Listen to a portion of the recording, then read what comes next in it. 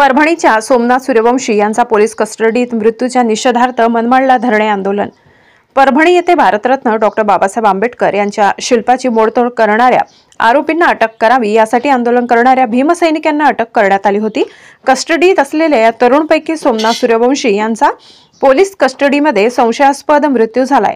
या घटनेची उच्चस्तरीय सखोल चौकशी नेमावी तसेच सोमनाथ सूर्यवंशी यांच्या मृत्यूला कारणीभूत असणाऱ्या पोलीस अधिकाऱ्यांवर कठोर कारवाई करून खटला भरण्यात यावा अशी मागणी नांदगाव तालुक्यातील मनमाड शहरातील भीमसैनिकांनी तसेच आंबेडकरी विचारधारा असणाऱ्या सर्व संघटनांनी केली आहे।